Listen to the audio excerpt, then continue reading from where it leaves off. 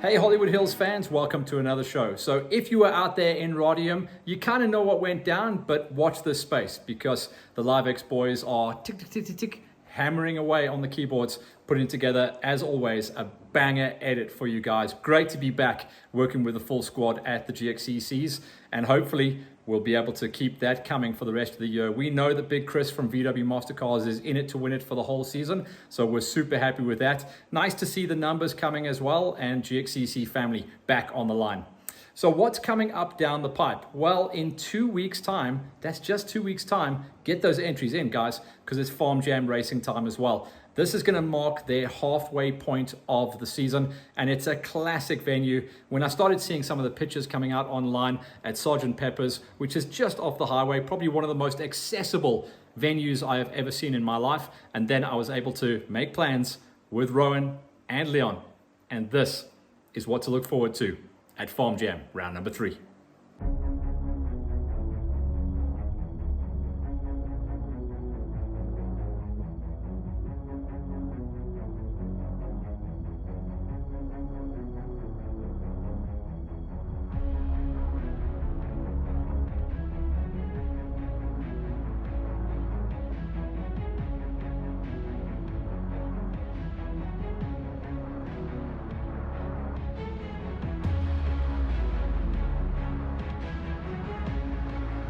Okay, boys, out here for another recce for Farm Jam number 3, and couldn't look better if you guys tried. This is gorgeous.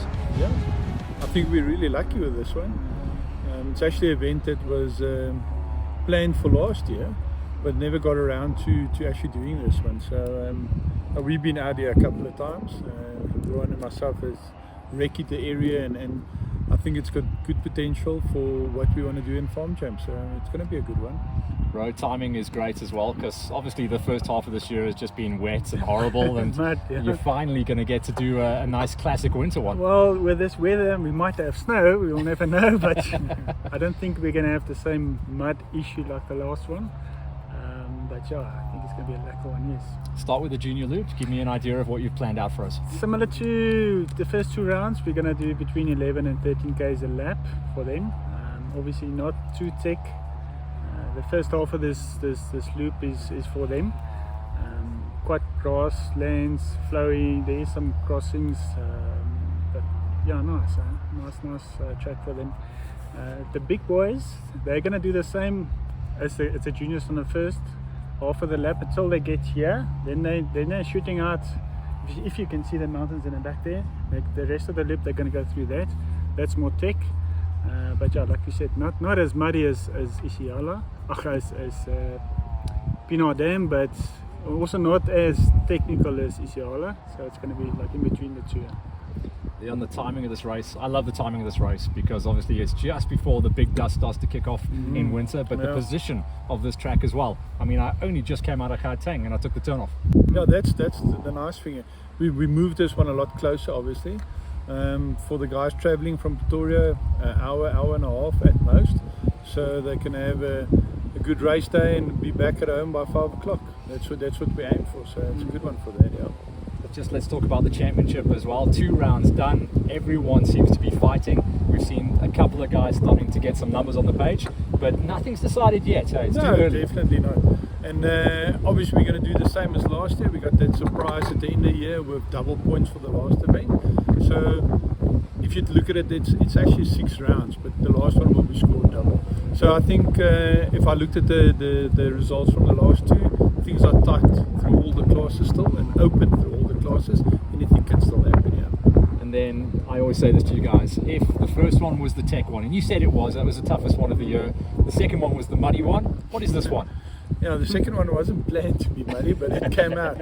Yeah, this one definitely a 50-50. Back to what we're trying to do the whole time. The fast guys will have their opportunity, the technical guys will have their opportunity, so it's a 50-50, yeah, exactly. Entries open and pumping? Yeah, entries are open. We've already got some good entries in. The last round and what I see happens all around the country, the guys are ready to race. The guys want to race, they want to be out there, so no doubt that it's going to be a good one. Leon, you and I spoke between the last round and this round that you wanted to put some new business proposal together as far as branding and awareness goes for Farm Jam. Yeah, look, we in the business itself, Farm Jam, I see it as a business with all the riders coming here. Most of those riders coming here, either their dads or themselves own businesses in the Farm Jam community.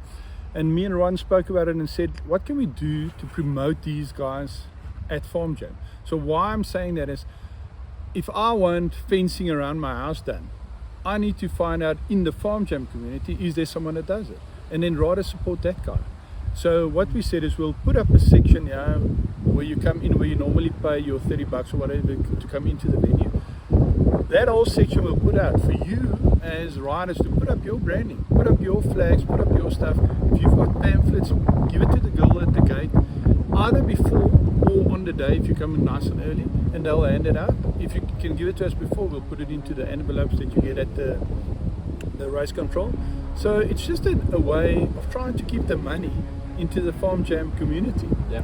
We're going to charge 300 Rand for the guys to put up their flags and whatever, but those 300 Rands will go back into an envelope, and that prize giving, we'll give it away to someone. We'll give a couple of guys the money, whatever. So we'll keep it into that. Yeah, keep the family together, keep the network together. Keep the money into the community.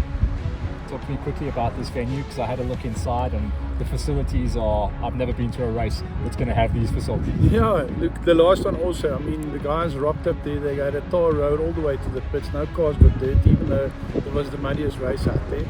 The same as, they're just off the highway, rock up straight into Sergeant Pepper. And I look at the facility here, it's fantastic. We've got a pit area that's basically on the green of the driving course. So, and they've got everything here. You can either buy food at the venue, which will have a tent up there, or you can, if you want to be fancy, come to the restaurant and have yourself a lekker course meal here.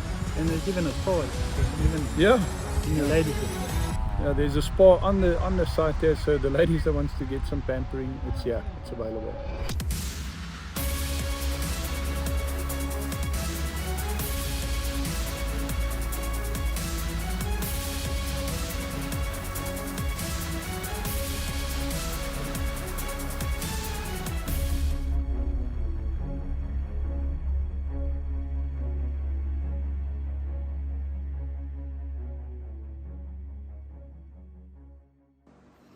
So that's what the boys have got in store for us. For me, it looks like it's going to be somewhere in between rounds 1 and rounds 2. So again, it's hare scrambles. It's going to be going out of the gates in a standard option gate. So a whole shot is going to be important. But remember, it's not going to be a flat out pinner track as always. It's going to be much calmer. It's going to be all about second, third, maybe fourth gear every now and again. But it's going to be all about flow. They've been really cool this season and last year putting together those flow tracks.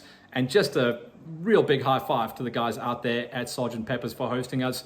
It's going to be on the 11th of June. Get those entries in, guys. Remember, this will be the halfway point of the championship. Super important.